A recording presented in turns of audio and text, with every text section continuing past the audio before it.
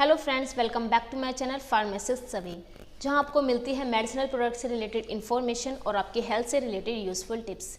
तो कैसे हैं आप सभी? I hope you all are doing great.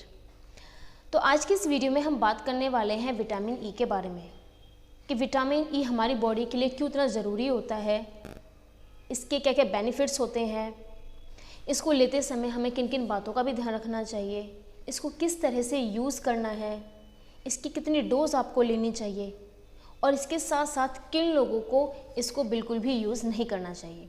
तो इन सभी के बारे में आज हम इस वीडियो में डिस्कस करने वाले हैं।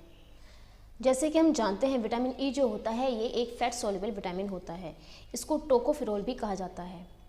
वैसे तो हम डेली जो डाइट लेते हैं उससे हमारे विटामिन ई की जो कमी होती है वो पूरी हो जाती है, लेकिन फिर भी कुछ लोगों के अंदर जो फैट होता है वो अच्छे से एब्जॉर्ब नहीं हो पाता है, जिससे उनके अंदर विटामिन ई की कमी होने लगती है।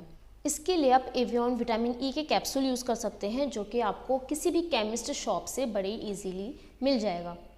अब अगर इसके बेनिफिट्स की बात करें तो ये एक बहुत ही अच्छा एंटीऑक्सीडेंट होता है, जो हमारी बॉडी से जो हमारे हार्मफुल फ्री रेडिकल्स होते हैं उनको बाहर निकालने का काम करता है।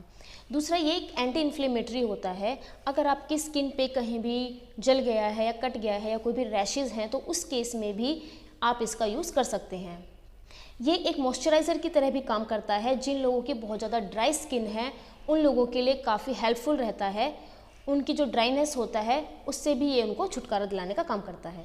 जिन लोगों को एक्ने या पिंपल्स की प्रॉब्लम है तो वो लोग विटामिन ई का कैप्सूल यूज़ कर सकते हैं। अगर वो रोज़ विटामिन ई का कैप्सूल अपने पिंपल्स पे या एक्ने पे लगाते हैं तो उनको इसका बहुत ही अच्छा रिजल्ट देखने को मिलेगा। उनके जो पिंपल्स हैं, एक्ने हैं, उनसे बहुत ही जल्द उनको छुटकारा भी मिल जाएगा।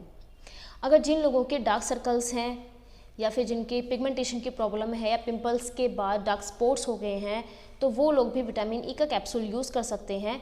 आप इसको अपने गुलाब जल में थोड़ा सा मिक्स करके अपने जो डार्क स्पॉट्स हैं या फिर जो डार्क सर्कल्स हैं रात को सोने से पहले अप्लाई कर सकते हैं और सुबह उसको अगर धोते हैं तो आपके जो डार्क सर्कल्स हैं या फिर जो भी डार्क स्पॉट्स आपके स्किन पे हैं वो धीरे धीरे कम होने लगेंगे।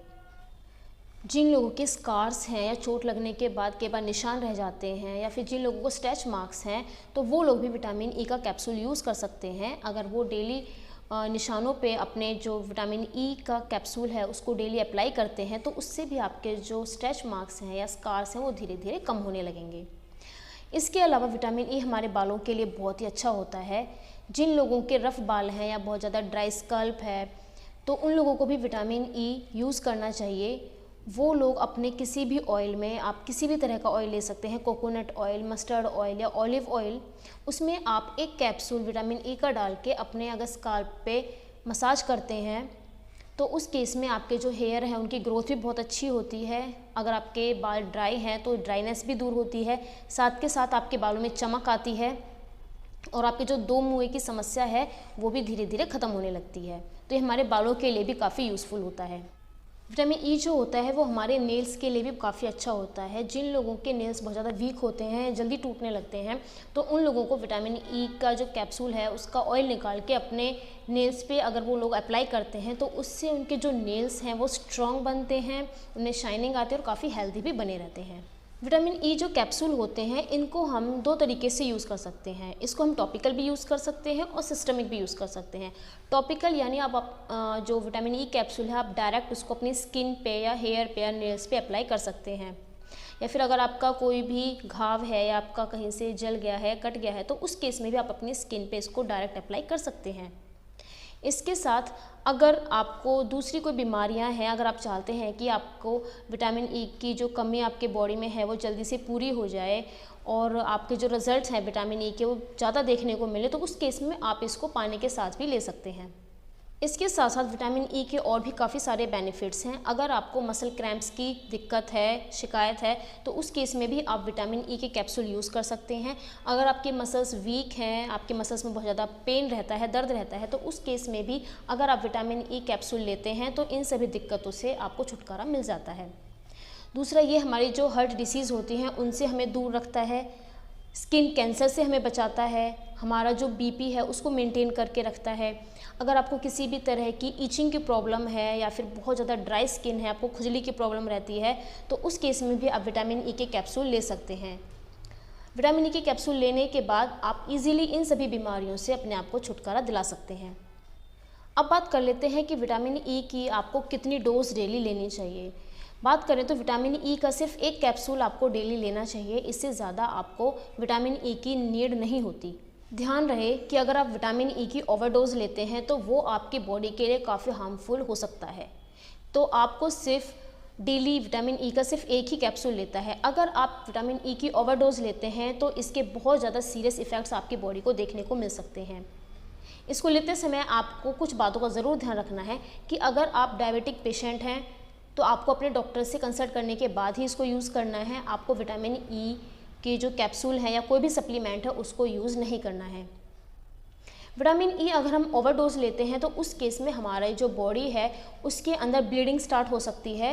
आपको काफ़ी सारे सीरियस इफ़ेक्ट्स देखने को मिल सकते हैं। आपका जो बीपी है उसका लेवल बहुत ज़्यादा हाई हो सकता है।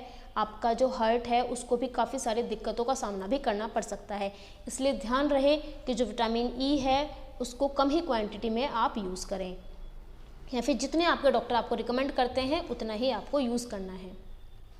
दूसरा, इस बात का ज़रूर ध्यान रखें कि जिनको बीपी की प्रॉब्लम है या फिर जिनको किडनी या लीवर की पहले से कोई डिसीज़ है तो उन लोगों को भी डॉक्टर से कंसल्ट करने के बाद ही विटामिन ई का यूज़ करना है। अदरवाइज़ उनको विटामिन ई का कोई भी सप्लीमेंट या विटामिन ई का यूज़ नहीं करना है, क्योंकि जैसे कि हम जानते हैं जो विटामिन ई होता है ये एक फ़ैट सॉल्यूबल होता है। तो जो फैट होता है वो हमारी बॉडी में एब्जॉर्ब होता रहता है, वो हमारी बॉडी से बाहर नहीं निकलता। तो अगर हमारी बॉडी में फ़ैट की मात्रा ज़्यादा हो गई तो उस केस में आपकी बॉडी को काफ़ी सारी दिक्कतों का सामना करना पड़ सकता है। दूसरा, अगर आपको आगे कोई भी सर्जरी करानी है या आपका आगे कोई भी ऑपरेशन होना है तो उस केस में भी आपको विटामिन ई का कोई भी सप्लीमेंट या कैप्सूल्स लेने बंद करने होंगे। आपको कोई भी विटामिन ई यूज़ नहीं करना है। दूसरा, अगर आप प्रेग्नेंट वूमेन हैं या फिर आप बच्चे को फीडिंग कराती हैं तो उस केस में भी आपको जो विटामिन ई के कैप्सूल हैं वो ओवरडोज बिल्कुल नहीं लेना है और अपने डॉक्टर के कंसल्ट करने के बाद ही आपको यूज़ करना है। जिन लोगों को विटामिन ई से एलर्जी है उन लोगों को विटामिन ई का यूज़ बिल्कुल नहीं करना चाहिए। अब बात कर लेते हैं कि जो लोग विटामिन ई कैप्सूल ले रहे हैं तो उनको क्या क्या साइड इफ़ेक्ट्स इसके देखने को मिल सकते हैं।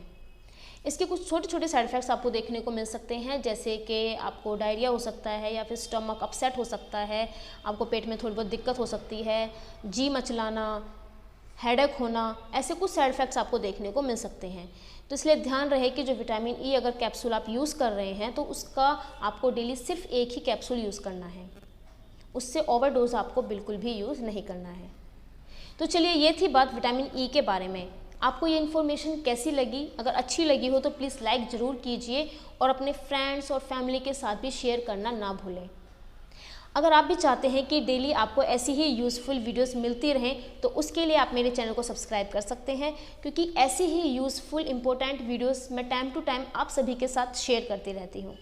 तो चलिए फिर मिलते हैं ऐसी ही यूज़फुल इंफॉर्मेटिव वीडियोज़ के साथ। तब तक के लिए thank you and take care of yourself.